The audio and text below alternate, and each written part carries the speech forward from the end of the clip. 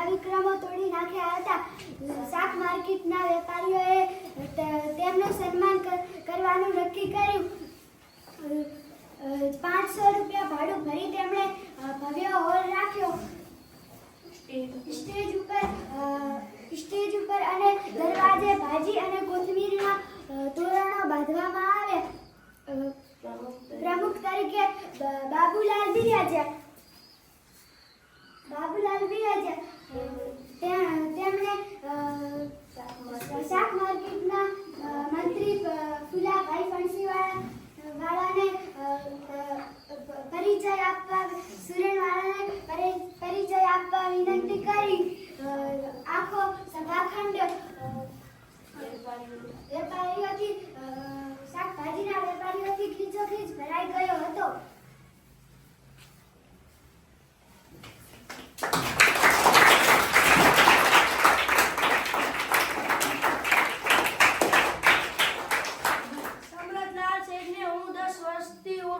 તેમના દાદા સુરણવાળા ભલે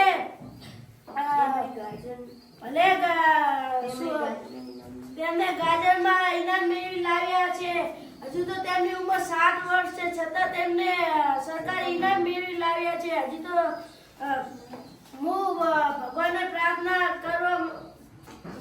કરું છું કે એ હવે મુરાની હરીફાઈમાં નંબર મેળવી લાવે. ભગવાન તેમના 100 વર્ષ પૂરા કરે એવી પ્રાર્થના છે.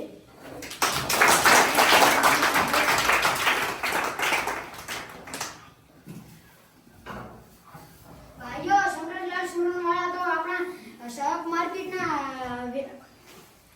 માર્કેટના શોભા છે. સ્વાદિષ્ટ અને સુગંધીદાર બનાવવું હોય તો લસણ વિના ચાલે નહીં. એમ શાક માર્કેટની સુવાસિત કરવામાં શેઠ સમરજલાલ સુરણવાળાનો ફાળો છે. હું ભગવાનને પ્રાર્થના કરું છું કે સુરણવાળા શેઠ સુવાસિત લસણની જેમ ચારે કોર ફેલાઈ જાય.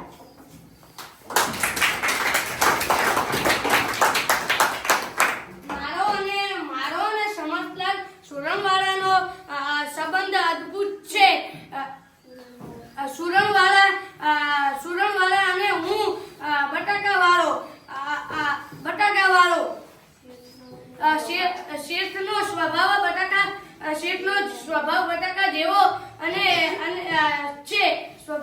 જેવો છે. મોટા વેપારીથી નાના વેપારી સાથે જમાદારથી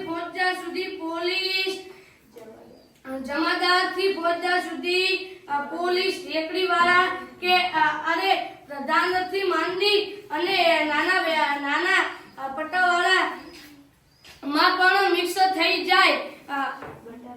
બટાકા જેમાં રીંગણ સાથે દૂધી સાથે કારેલા શકરિયા જેમાં ટામેટા વટાણા સાથે પણ મિક્સ થઈ જાય છે. મારે બીજું કહેવાનું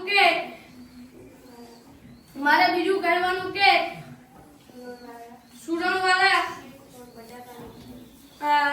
સુરણવાળા શેઠ પણ બટાકાની જેમ માફક મૂર્તિયાવાળા છે.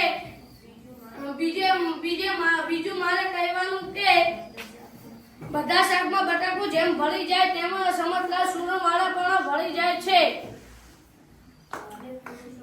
હવે પુરુષોને પણ બટાકા ભાવે, મહિલાઓને ભાવે, બાળકોને પણ ભાવે. બાળકો તો ઊંચે બટાકાનો સ્વાદ માણે. એ રીતે સુરણવાળા શેઠ પણ તે બધામાં મોટી વાળા છે.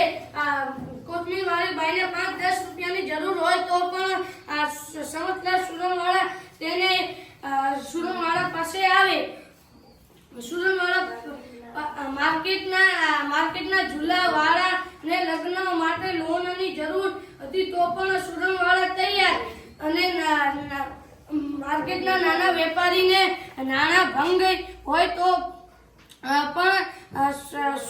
સુરણવાળા શેઠ સહાય કરે. આ વખતે તેમણે ગાજરનું ઇનામ મેળવ્યું છે. હવે હું એવી અપીલ કરું છું કે તેમણે તે 1.25 મણનો બટાકો ઉગાડી અને બીજું ઇનામ પણ પોતાની નામે કરે.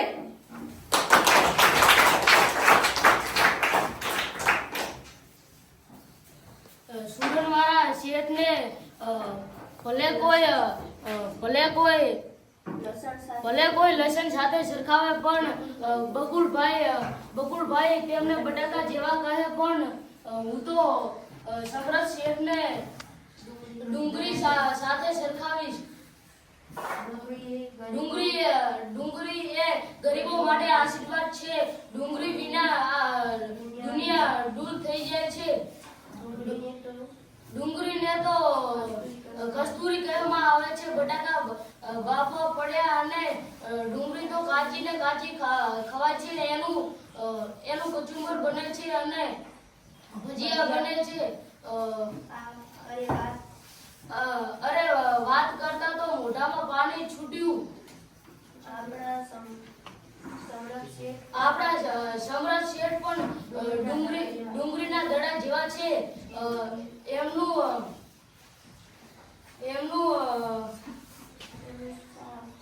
એમનું શાકમાં કસ્તુરી જેવી મહેક આવે છે. ડુંગળી જેમ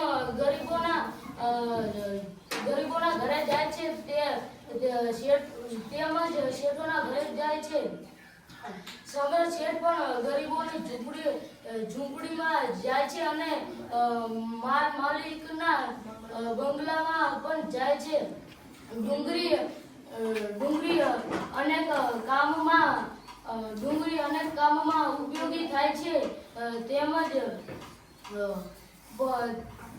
તે પરોપકારી છે. રમણ રહેવાનું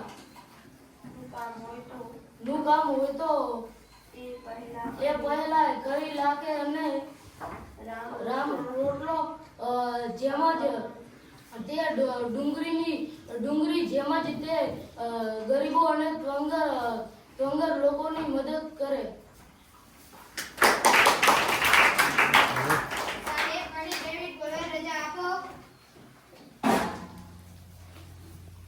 શાકભાજી વાળા વેજીટેબલ મારા ભાઈઓ સમર્થલાલ તે વેજીટેબલના વેપારી છે. હું તો નોનવેજ છું કારણ હું શાક વેચતો નથી, પણ હું આદુ મરચાં ને ડુંગળી વેચું છું.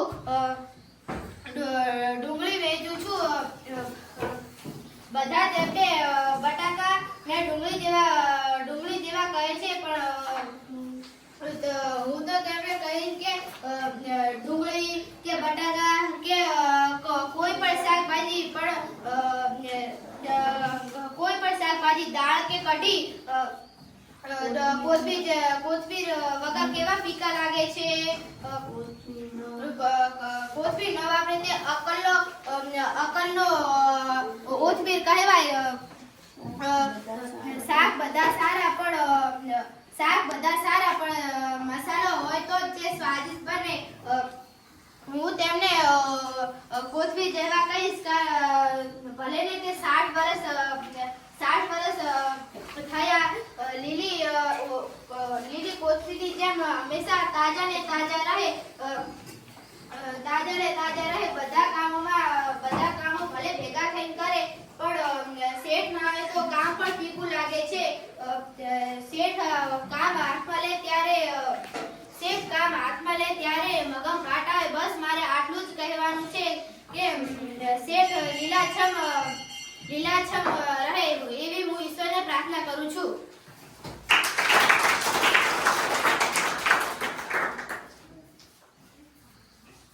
હું બટાકા જેવો છું કે ડુંગળી જેવો છું કે કોથમીર જેવો એની તમને કશી ખબર નથી. મારા ઘરમાં તો મને બધા મરચા જેવો કહે છે. હું તો સીધો સાધો શાકનો વેપારી છું. સુરણવાળા મારા દાદા હતા. હું પોતે ગાજરનો વેપારી છું. મારા જમાઈ મારા જમરૂખના વેપારી છે, મારા સાળા સકરિયાના વેપારી છે. તમે અમારું આખું કુટુંબ શાકભાજીનું વેજીટેબલ ફેમિલી તમે કહી શકો. આપણે બધા શાકભાજી વેપારી એક સાથે મળીને પંચકુટુંબીય સ્વાદિષ્ટ થયા છીએ. આપણે પરસ્પર સહકારીથી શાકભાજી ઊંચે સુધી પહોંચે એવી મને આશા છે. મેં ગાજરનું ઇનામ મેળવીને કંઈ ભેટો કર્યો નથી. હવે મારે સવા મણનું સક્કરી ઉગાડવાનો પ્રયત્ન છે. હું પ્રભુની ઈચ્છા મારે બધાનો ખૂબ ખૂબ આભાર છું. ઓકે, પતી ગયું? થઈ ગયું.